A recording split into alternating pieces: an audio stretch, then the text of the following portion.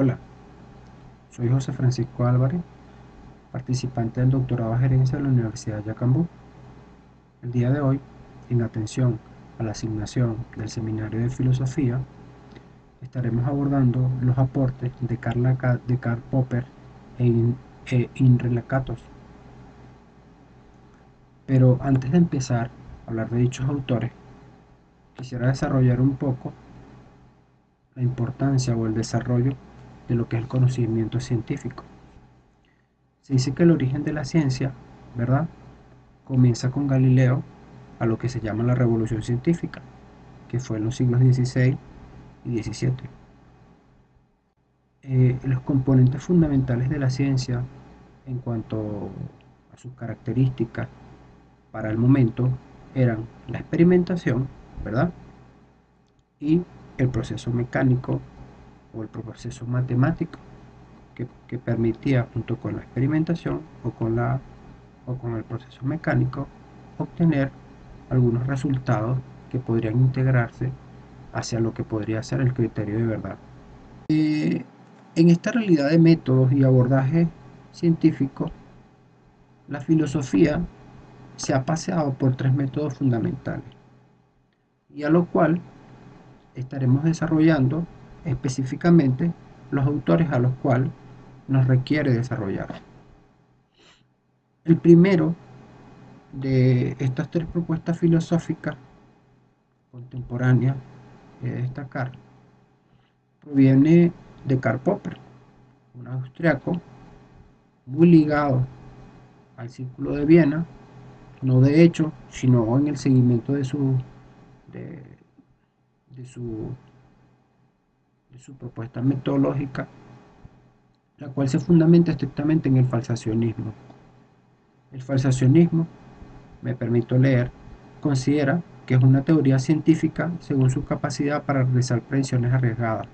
Por lo tanto, debe ser también una teoría falseable, es decir, que puede ser expuesta al error mediante la experimentación. ¿Qué quiero decir con esto?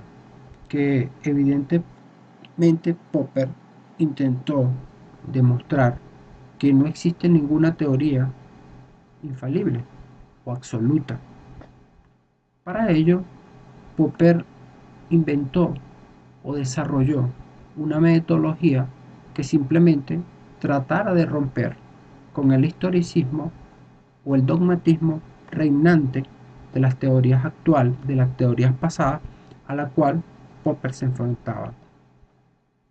Realmente Popper, en su estructura metodológica, lo que define es un planteamiento de un problema, el diseño de una hipótesis o de unas conjeturas, la, la confrontación o la contrastación del hecho estrictamente basado en la experiencia, ¿verdad? La eliminación del error encontrado producto de la contrastación o la refutación y la creación de una nueva teoría o el apego de esa misma teoría. ¿A qué viene el criterio de verdad de Popper en cuanto al descubrimiento de las teorías? A que mientras más una hipótesis pueda ser falseada, más criterio de verosimilidad tendrá, y a la cual una hipótesis no sea, no soporte las falsaciones respectivas o el contraste respectivo, sencillamente debe ser anulada. ¿Pero qué pasaba aquí? Una hipótesis más falseada tenía un criterio válido de ciencia, mientras que una hipótesis que no soportaba la falseación era denominada una pseudociencia, o sea, producto de la especulación,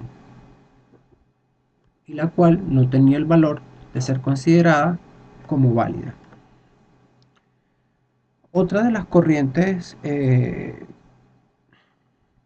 que siguieron eh, en el proceso filosófico de propuestas metodológicas es la que hace Imre Lakatos, el cual fue un alumno de Popper, pero que contrarió su falsacionismo, al cual lo denominó falsacionismo ingenuo.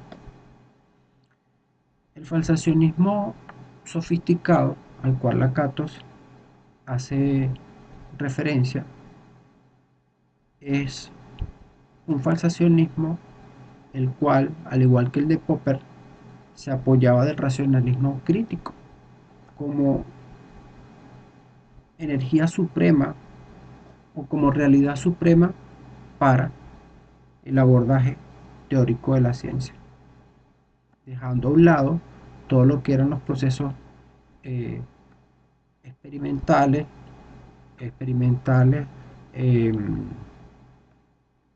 que habían plagado todas las teorías de la época. Lakatos sigue la misma línea de Popper, pero según su criterio, reforma la falsificación que Popper había planteado. Me permito leer.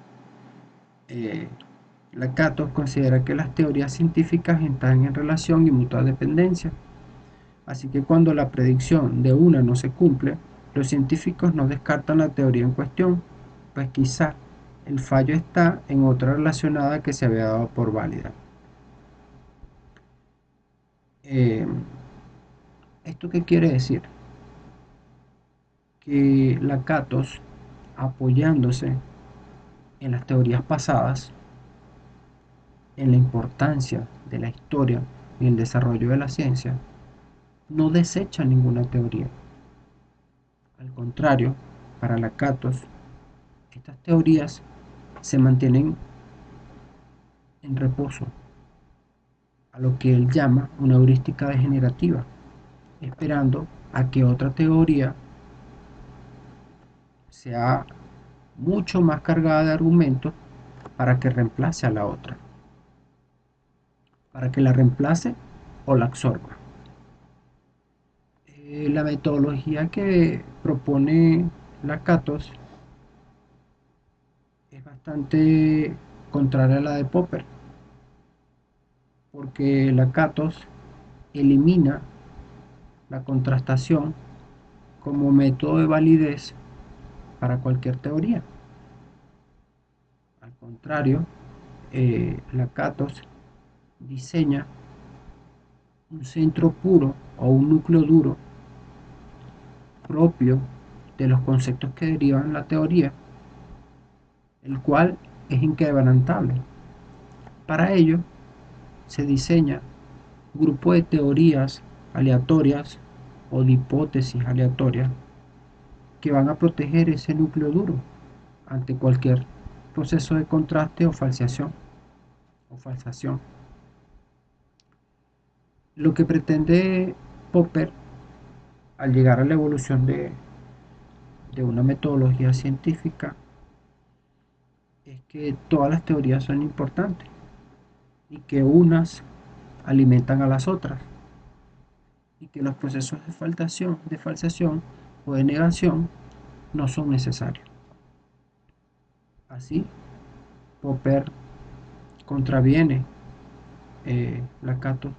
así Lakatos contraviene el principio popperiano de la refutación como elemento fundamental para la construcción teórica válida, y él simplemente eh, da paso a un razonamiento no directo, pero sí fundamental para lo que él abordaba como el desarrollo científico. Tenía dos posiciones o dos vertientes, que era la heurística progresiva y la heurística degenerativa. Para la heurística positiva, las hipótesis daban paso directamente a la validez y podrían ser válidas, podrían ser implementadas, mientras que las degenerativas, ¿verdad?, se quedaban en reposo o estancadas, esperando que una teoría superior o con mayor contenido en esencia que la anterior la absorbiera o la reemplazara para un nuevo constructo teórico. En definitiva, estos dos autores eh, eliminaron el empirismo naturalista que reinaba en aquel momento en la evolución de la ciencia, otorgaron un gran aporte a lo que fue liberar las teorías del dogmatismo y de la visión experimental estrictamente, en donde incluso la experimentación no estaba dentro del hombre sino fuera, y lograron desarrollar la, la evolución teórica de lo que la historia de la ciencia es hasta el momento. Estos autores son fundamentales para el abordaje de cualquier método científico. De hecho, cuando contrastamos todos nuestros conocimientos y vemos la mayoría de veces cómo abordamos los estudios de tercero o cuarto nivel, podemos ver que tanto los métodos de falsación como los métodos hipotéticos, los métodos de verificación y los medios de justificación que encontramos hasta los momentos le deben mucho a estos dos autores. Espero que la disertación haya sido de su agrado y muchas gracias por observarme y por compartir este conocimiento. Espero sus comentarios y recomendaciones de todos los compañeros del seminario de filosofía. Gracias.